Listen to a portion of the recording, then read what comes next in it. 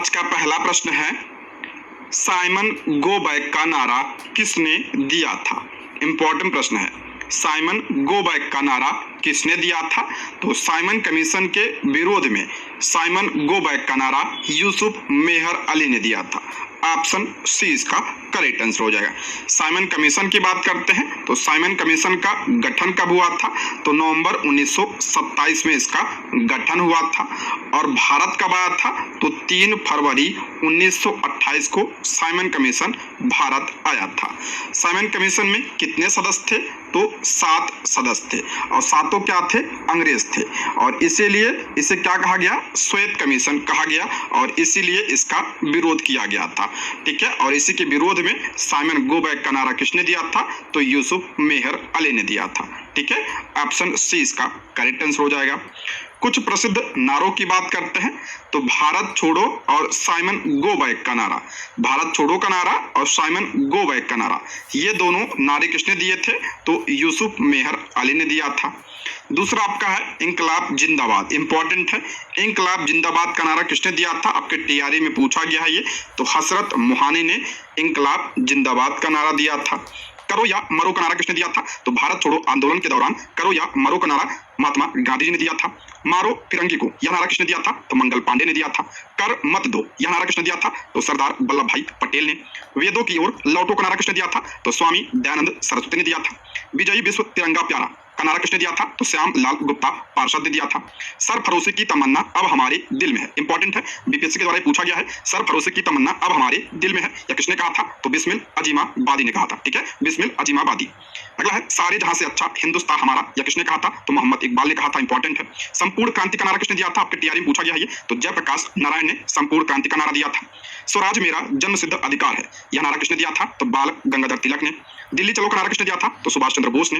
तुम मुझे खून दो मैं तुम्हें आजादी दूंगा, यह भी नारा किसने दिया था? तो सुभाष चंद्र बोस जी ने दिया था। जय जवान जय किसान का नारा किसने दिया था? लाल बहादुर शास्त्री जी ने। जय जवान जय किसान और जय विज्ञान का नारा किसने दिया था? तो अटल बिहारी वाजपेयी जी ने। और जय जगत का नारा किसने दिया था? तो विनोबा भावे ने। ये सारे इंपॉर्टेंट है, इसको ध्यान रखिएगा, आपके एग्जाम में पूछा जाता है। ठीक है, नेक्स्ट है सत्य शोधक समाज का आयोजन किया गया। सत्य शोधक समाज का आयोजन किया गया, तो ऑप्शन सी इसका करेक्ट आंसर हो जाएगा। सत्य शोधक समाज महाराष्ट्र में एक जाति विरोधी आंदोलन था। ऑप्शन सी इसका करेक्ट आंसर हो जाएगा। सत्य शोधक समाज महाराष्ट्र में एक जाति विरोधी आंदोलन था। इसका मुख्य उद्देश्य तथाकथित निचली या निम्न जातियों को उनके शोषण व उत्पीड़न से मुक्त करना था। सत्य शोधक समाज की स्थापना किसने किया था? तो ज्योतिबा फुले ने इसकी स्थापना की थी। इसकी स्थापना 24 सितंबर 1873 को पूरे महाराष्ट्र में हुई थी। इसकी स्थापना कब हुई थी? तो 1873 पूरे महाराष्ट्र में किसने किया था? तो ज्योतिबा फुले ने किया था। ज्योतिबा फुले की पुस्तक ध्यान रखिएगा, गुलामगिरी। गुलामगिरी की रचना 1873 में ज्योतिबा फुले ने की थी। ठीक है, यहाँ से कई सारे प्रश्न बनते हैं तो ध्यान रखिएगा इसको। नेक्स्ट है गांधी जी द्वारा प्रकाशित साप्ताहिक पत्र हरिजन के संदर्भ में निम्नलिखित में से कौन सा कथन सही है? इंपॉर्टेंट है, गांधी जी द्वारा प्रकाशित साप्ताहिक पत्र हरिजन के बारे में दिया है और पूछ रहा है कौन सा कथन सही है। देखते हैं, इसमें पहला है गांधी जी ने साप्ताहिक पत्र हरिजन के प्रथम अंक की शुरुआत पूना से की थी। बिल्कुल सही है, गांधी जी ने साप्ताहिक पत्र हरिजन के प्रथम अंक की शुरुआत कहां से किया था? तो पूना से किया था, ये आपका सही है। दूसरा है गांधी जी हरिजन नाम से 3 समाचार पत्रों का प्रकाशन करते थे। पहला आपका हरिजन बंधु है, दूसरा हरिजन सेवक, तीसरा हरिजन, ये भी आपका सही है। तीसरा है गांधी जी ने हरिजन समाचार पत्र की शुरुआत सामाजिक पुनर्निर्माण और निम्न जात के साथ हो रहे भेदभाव को समाप्त करने के लिए की थी। ये भी आपका क्या है? सही है। इसमें सही पूछ रहा है तो ऑप्शन डी इसका राइट आंसर हो जाएगा। उपयुक्त में से एक से अधिक, ऑप्शन डी इसका करेक्ट आंसर हो जाएगा। देखते हैं इसके बारे में।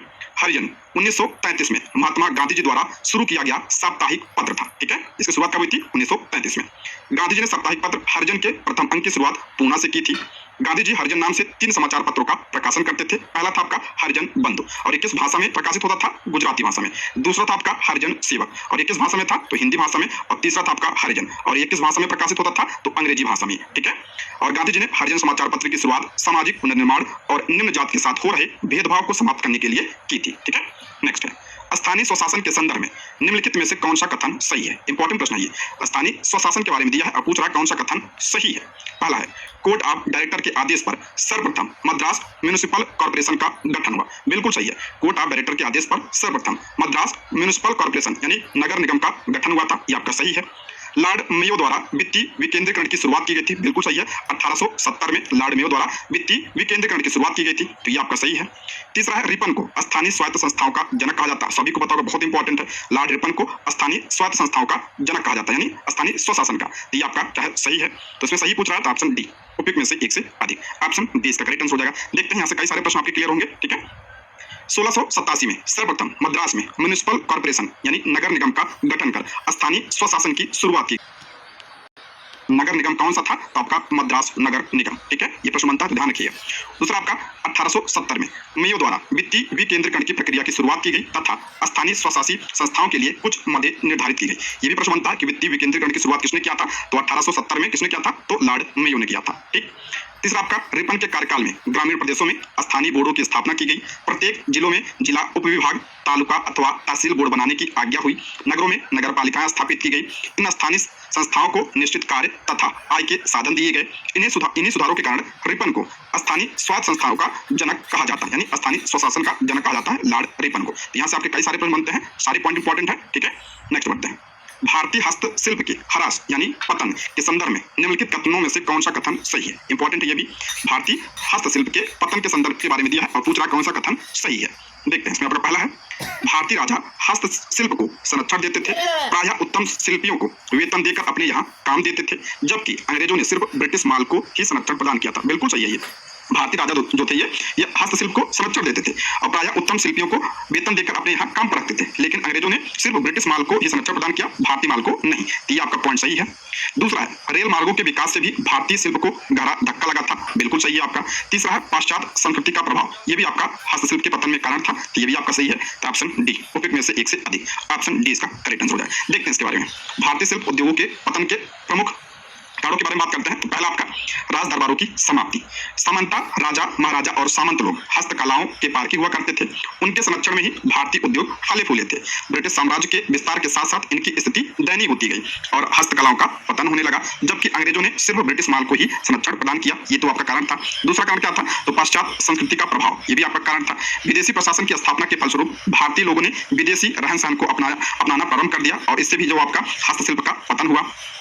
और क्या कारण थे? तो रेलवे का विकास भी कारण था। रेलवे के विकास ने ब्रिटिश माल को पूरे भारत में तेजी से पहुंचाने में मदद की, जिससे भारतीय हस्तशिल्प को गहरा धक्का लगा। इसके अतिरिक्त मशीनी माल का मुकाबला करने में भारतीय उद्योग असमर्थ थे, यानी विदेशी वस्तुओं से प्रतियोगिता में क्या हुए? असफल हुए। और क्या कारण थे? तो दोषपूर्ण आर्थिक एवं औद्योगिक नीति भी कारण था। इंग्लैंड में भारतीय वस्तुओं के आयात पर रोक लगा दिया गया था और रुचि व फैशन में परिवर्तन, ये भी आपका जो है हस्तशिल्प के पतन में एक कारण था। ठीक है, ये सब कारण थे, इंपॉर्टेंट है। नेक्स्ट है, निम्नलिखित में से कौन सी घटना पहले हुई? कौन सी घटना पूछा पहले हुई? अलीपुर बम कांड, ये आपका हुआ था 1908 में हुआ था। चटगांव शस्त्रागार छापा, ये आपका चटगांव शस्त्रागार छापा, ये कब हुआ था? 1930 में हुआ था। काकोरी ट्रेन डकैती कब हुई थी? 1925 में हुआ था। तो सबसे पहले कौन सी घटना? तो ऑप्शन ए, अलीपुर बम षड्यंत्र, ऑप्शन ए इसका करेक्ट आंसर हो जाएगा। अलीपुर बम षड्यंत्र आपका 1908, काकोरी ट्रेन डकैती आपका 9 अगस्त 1925 को हुई थी और चटगांव शस्त्रागार छापा आपका 18 अप्रैल 1930 को हुआ था। ठीक है, तो सबसे पहले आपका अलीपुर बम षड्यंत्र। नेक्स्ट है, अस्थायी बंदोबस्त व्यवस्था के संदर्भ में निम्नलिखित कथनों में से कौन सा कथन असत्य पूछ रहा है? देखिए, अस्थायी बंदोबस्त व्यवस्था के बारे में दिया है और पूछ रहा है कौन सा कथन असत्य यानी गलत है। ध्यान से पढ़िएगा कथन से आपके जो है कई सारे प्रश्न क्लियर होते हैं, इसलिए आप जो है जितना ज्यादा से ज्यादा आप लोग कथन वाले प्रश्न किया करिए। ठीक है, तो कथन वाले से जो है आपके कई सारे प्रश्न क्लियर होते हैं। देखते इसमें पहला है, यह व्यवस्था कार्नवालिस के काल में अपनाई गई थी। बिल्कुल सही है। जो आपका अस्थायी बंदोबस्त व्यवस्था थी ये किसके काल में अपनाई गई थी? कार्नवालिस के काल में। बिल्कुल सही है। यह व्यवस्था 1793 में कंपनी की स्वीकृति के मिलने के बाद लागू की गई थी। बिल्कुल सही है, मैंने बताया था अस्थायी बंदोबस्त की शुरुआत कब हुई थी? तो 1793 में हुई थी। तीसरा है, इस व्यवस्था के अंतर्गत किसानों को भूमि का स्वामी मान लिया गया। नहीं, इस व्यवस्था के अंतर्गत किसानों को नहीं बल्कि किसको माना गया था? तो जमींदारों को माना गया था। अस्थायी बंदोबस्त को जमींदारी व्यवस्था भी कहा जाता है। तो ये आपका पॉइंट गलत हो जाएगा। इसमें असत्य पूछा है तो ऑप्शन सी इसका राइट आंसर हो जाएगा, ऑप्शन सी। देखते हैं इसके बारे में। कार्नवालिस ने लगान व्यवस्था को सुनिश्चित करने की जिम्मेदारी जॉन शोर को सौंपी। कमेटी के समक्ष 3 प्रमुख समस्याएं थी। पहला समस्या था आपका भूमि का स्वामी किसे माना जाए। दूसरी थी लगान की राशि क्या हो। तीसरी समस्या थी लगान निर्धारण कितने समय के लिए किया जाए, ये समस्या थी। और इसके समाधान में क्या हुआ? अंततः किसानों को ही नहीं बल्कि जमींदारों को भूस्वामी मान लिया गया। जो आपका अस्थायी बंदोबस्त था इसमें जो है जमींदारों को भूस्वामी मान लिया गया था तथा राजस्व का 89% हिस्सा सरकार तथा 11% हिस्सा जमींदार को तय कर दिया गया। राजस्व आकलन हेतु 1789 को आधार बनाया गया और यह व्यवस्था कब लागू हुई? तो 1793 में यह लागू हुई थी। इसलिए कार्नवालिस को क्या कहा जाता है? अस्थायी बंदोबस्त का जनक कहा जाता है। ठीक है, नेक्स्ट बढ़ते हैं। ऑल इंडिया स्पिनर्स एसोसिएशन की स्थापना निम्नलिखित में से किसने की थी? और एस्ट्रोलॉजर ने 2016 में ही प्रेडिक्ट कर दिया था कि 2017 में विराट और अनुष्का की शादी। ऑल इंडिया स्पिनर्स एसोसिएशन यानी चरखा संघ की स्थापना किसने किया था? तो ऑप्शन सी, महात्मा गांधी जी ने, ऑप्शन सी इसका करेक्ट आंसर हो जाएगा। देखिए, कुटीर उद्योगों को पुनर्जीवित करने के लिए गांधी जी ने ऑल इंडिया स्पिनर्स एसोसिएशन की स्थापना 1925 में तथा all India village industry association की स्थापना की थी। नेक्स्ट, भारत के व्यय प्रशासन पर शाही आयोग को डैश के रूप में भी जाना जाता था। भारत के व्यय प्रशासन पर शाही आयोग को किस रूप में जाना जाता था? तो ऑप्शन सी, वेलबी कमीशन। ऑप्शन सी इसका करेक्ट आंसर हो जाएगा। देखते हैं इसके बारे में। वेलबी आयोग या कमीशन की स्थापना ब्रिटिश सरकार ने भारत में व्यर्थ खर्च की जांच के लिए की थी। इसकी स्थापना 1895 में हुई थी। इसके सदस्यों की बात करते हैं तो लॉर्ड वेलबी, लॉर्ड चमन, टी.आर. बुकानन, विलियम वेटरबर्न, दादा भाई नौरोजी, एक भारतीय थे इसमें, ठीक है, दादा भाई नौरोजी और विलियम एस इसमें शामिल थे। 1900 में इसने अपनी रिपोर्ट प्रस्तुत किया। इस आयोग ने ब्रिटिश हाउस ऑफ कॉमन्स से वित्तीय व्यवस्था की निष्पक्षता सुनिश्चित करने का आह्वान दिया था। ठीक है, नेक्स्ट है, निम्नलिखित युग्मों में से कौन सा सही सुमेलित है? कौन सा सही सुमेलित है? आयोग दिया है और तिथि दिया है। ठीक है, हंटर आयोग की बात करते हैं तो आपका 1882-83 में आपका सही है ये। शिक्षा से संबंधित सारे आयोग हैं ये। सेलर आयोग की बात करते हैं तो 1917, 1919 बिल्कुल सही है। राधा कृष्णन आयोग 1948-49 ये भी आपका सही है। तो ऑप्शन डी इसका करेक्ट आंसर हो जाएगा। ठीक है, ऑप्शन डी। शिक्षा से संबंधित कुछ आयोगों की बात करते हैं, इंपॉर्टेंट है। तो वुड डिस्पैच कब आया था? तो 1854 में आया था। हंटर कमीशन 1882-83 में। सेलर आयोग 1917 से 19, हाटो समिति 1929, सार्जेंट योजना 1944, राधाकृष्ण आयोग 1948 से 1949, मुदालियर ये माध्यमिक शिक्षा आयोग था 1952 और कोठारी आयोग कब आया था? तो 1964। ये आपके शिक्षा से संबंधित आयोग है, ध्यान रखिएगा इसके बारे में।